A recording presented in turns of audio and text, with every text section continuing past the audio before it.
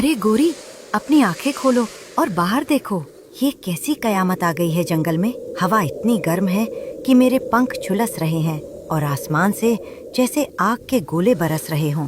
कालू जी, मुझे तो अपनी जान की फिक्र हो रही है। हमारे घोंसले की सूखी लकड़ियाँ इस गर्मी से तपने लगी है। अगर ये आंधी थोड़ी देर और चली। नैन्सी, प्रीति गामित, नेहा सोनकर, परी, मोहम्मद खिजर, तो हमारा आशियाना पल भर में जलकर कोयला हो जाएगा। हम कहाँ जाएंगे? टुन्नू जी, जरा गौर से इस धुएं को देखिए। ये कोई मामूली मौसम का बदलाव नहीं है। ये अंगारों की आंधी हमारे पूरे बरगद के पेड़ को अपनी चपेट में लेने वाली है। माँ बनने वाली हूँ। मेरे अंडों को सेने में सिर्फ 2 दिन बचे हैं। इन सूखी और जलती डालियों पर रुकना साक्षात मौत को दावत देना है। पर रानो, चारों तरफ सिर्फ धुआं है और आसमान में वो खूंखार शिकारी तालबाज अपनी सेना के साथ मंडरा रहा है। जो भी पक्षी बेघर होकर हवा में उड़ रहा है, तालबाज उसे अपना निवाला बना रहा है। हम इस आग और बास से बचकर कहाँ छिप सकते हैं? टुन्नू जी, हमें तुरंत ये जगह छोड़नी होगी। हम जंगल के उस गुप्त हिस्से में चलेंगे जहाँ हरे बांसों का घना झुंड है। वहाँ की मिट्टी ठंडी होती है। चलिए टुन्नू जी, अपनी जान बचानी ही होगी। रानो और टुन्नू अपनी जान बचाकर चुपके से उड़ते हुए हरे बांसों के घने जंगल के अंदर पहुंच गए। वहां चारों तरफ ऊंचे ऊंचे हरे बांस खड़े थे। टुन्नू जब सुरक्षित कोना ढूंढ रहा था, तभी रानो की नजर एक विशाल और चमकीले बांस पर पड़ी। ओफो, यहाँ तो सचमुच बहुत ठंडक है रानो। लेकिन इन सीधे और चिकने बांसों पर हम अपना घोंसला कैसे बनाएंगे? यहाँ तो कोई डाल भी नहीं है जहाँ तिनके रुक सकें। हम यहाँ सुरक्षित कैसे रहेंगे?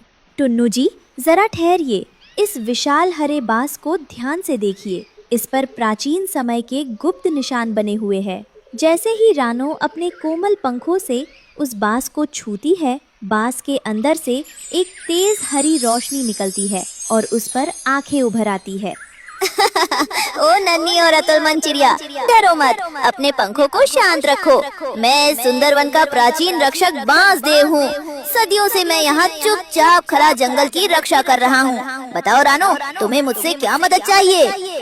हे महान बांसदेव जी, मैं माँ बनने वाली हूँ। बाहर अंगारों की आंधी चल रही है और खूंखार कालबाज हमारे घोंसलों को नष्ट कर रहा है। हमें एक ऐसा मजबूत और सुरक्षित घर चाहिए जहां बाहर की आग और बांस का कहर हमारे अंडों को छू भी न सके। आप हमारी रक्षा कीजिए।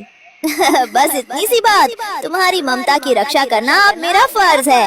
रानो, जरा पीछे हटो और मेरी जादुई हरी शक्ति का चमत्कार देखो। जादुई हरे बांस ने अपनी आंखें बंद की और उसकी हरी जादुई त्वचा पिघलने जैसी लगी।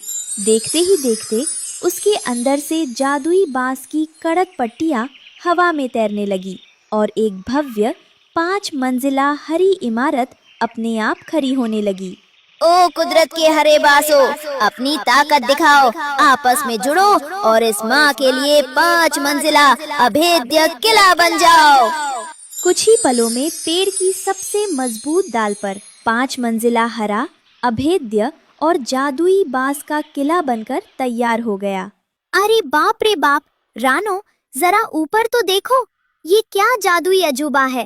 1, 2, 3, 4 पूरे 5 मंजिल का हरा महल। मैंने अपनी पूरी जिंदगी में पक्षियों का ऐसा आलीशान और विशाल किला कभी नहीं देखा। टुन्नू जी, ये सिर्फ सुंदर नहीं बल्कि पूरी तरह से एक अभेद्य किला है। जरा इसके ढांचे को समझिए। मंजिल 1, ये करे और मोटे बांसों का सुरक्षा कवच है जो विलन का रास्ता रोकेगा।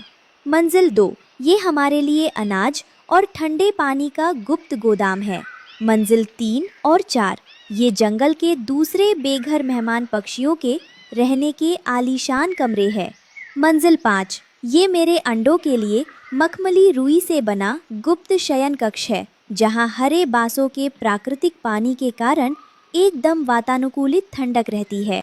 हाँ नानो, और सबसे बड़ी बात, हरे बांसों के अंदर कुदरती तौर पर पानी भरा होता है, जिससे बाहर कितनी भी आग लग जाए ये घर कभी जल नहीं सकता। और ये इतना लचीला है कि बड़े से बड़े तूफान में भी ये टूटेगा नहीं, बल्कि सिर्फ झुक जाएगा। जाओ इसके अंदर आराम करो।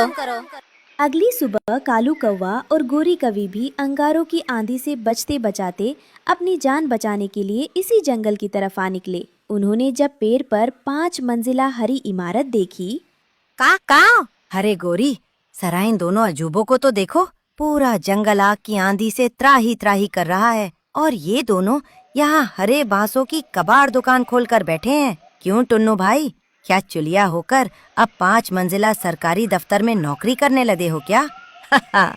बिल्कुल सही कहा कालू जी, उनका दिमाग सचमुच खराब हो चुका है। एक तेज आंधी आएगी और तुम्हारी ये 5 मंजिला हरी इमारत ताश के पत्तों की तरह जमीन पर गिर जाएगी। कालू और गोरी अभी रानो का मजाक उड़ा ही रहे थे कि तभी शेरू तोता पूरी तरह हांफता डाल पर आकर गिरा। उसकी पूंछ के पंख पूरी तरह उखड़ चुके थे। कालू, गोरी, तुम दोनों यहाँ खड़े होकर हंस रहे हो और अपनी बकबक कर रहे हो। विनाश आ चुका है, तुरंत अपनी जान बचाओ। खूंखार कालबाज अपनी भूखी सेना के साथ तुम्हारे बरगद के पेड़ तक पहुँच चुका है। उसने पेड़ की डालियों को आग लगा दी है और तुम्हारे घोंसले को नोच डाला है। क्या हमारा वो विशाल बरगद का पेड़ जल रहा है और हमारा घोंसला? पर शेरू भाई, हमारा घोंसला तो सबसे मजबूत था, कालबाज ने उसे क्यों तोड़ा? अरे बेवकूफ कौवों, कालबाज के सामने कोई लकड़ी का घोंसला नहीं टिकता। वह ऊपर से हर घोंसले के अंडों को जमीन पर गिराकर नष्ट कर रहा है। पूरे बाग में मौत का तांडव चल रहा है। अगर जिंदा रहना है तो कोई पक्की जगह ढूंढो, वरना आज तुम्हारा नामो निशान इस जंगल से मिट जाएगा। वह इस तरफ ही बढ़ रहा है। शेरू तोता की ये खौफनाक बात सुनकर कालू और गोरी के पैरों तले जमीन खिसक गई।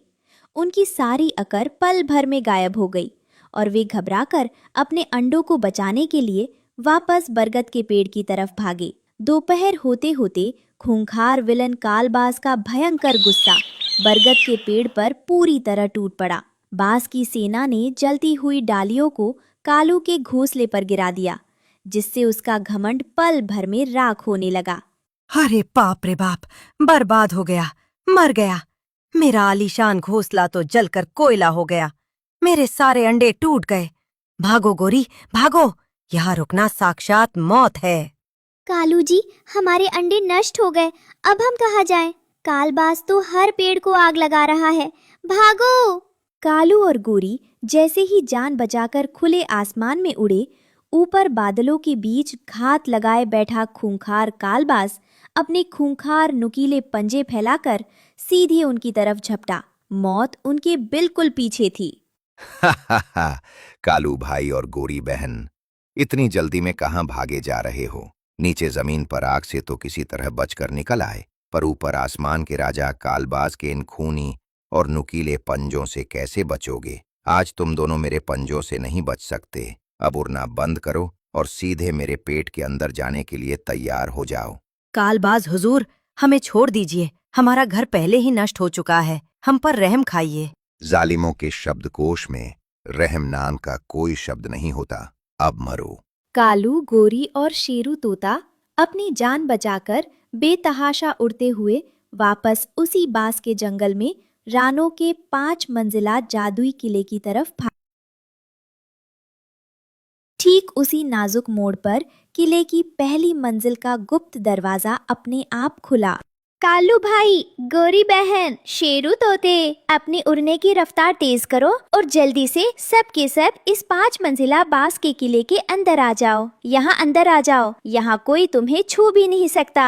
खूंखार कालबाज तेज रफ्तार से उसी पेड़ की डाल पर आकर लैंड हुआ। तुम सब सोचते हो कि इन हरे बांसों के 5 मंजिला खिलौने के अंदर छिपकर मेरे पंजों से बच जाओगे? मैं अभी अपनी इस लोहे जैसी मजबूत चोंच से इस हरी इमारत को टुकड़ों में तोड़ डालूंगा और तुम सबको बाहर निकालकर जिंदा चबा जाऊंगा। हुजूर, ये घर थोड़ा अजीब लग रहा है, इस पर हमला करना खतरनाक हो सकता है। चुप रहो निकम्मो, एक मामूली चिड़िया का घोंसला मेरा रास्ता नहीं रोक सकता। देखो मैं इसे कैसे नेस्तनाबूद करता हूँ। कालबाज जैसे ही अपनी पूरी ताकत से उस हरी इमारत पर चोंच मारने के लिए झपटता है, तभी जादुई हरे बांस का अनोखा लचीलापन काम कर जाता है। वो पूरी 5 मंजिला इमारत पीछे की तरफ झुक जाती है। क्या ये क्या जादू है? जैसे ही मैंने वार किया, ये पूरा 5 मंजिला घर पीछे की तरफ हट गया। लेकिन मैं हार नहीं मानूंगा, मैं इसे और जोर से मारूंगा। लेकिन कालबाज ये नहीं जानता था कि जादुई हरा बांस इस समय एक बहुत बड़े स्प्रिंग की तरह पीछे खींच चुका था। जैसे ही बांस नजदीक आया, वो 5 मंजिला इमारत भयंकर रफ्तार से वापस अपनी जगह पर आई और कालबाज को एक जबरदस्त फटका मारा। आह, ओई माँ, मर गया। इस हरे बांस ने तो मुझे स्प्रिंग की तरह उठाकर फेंक दिया। मेरी चोंच टेढ़ी हो गई। ये घर नहीं है, ये तो कोई जादुई तबाही है। भागो यहाँ से, वरना जान से हाथ धोना पड़ेगा।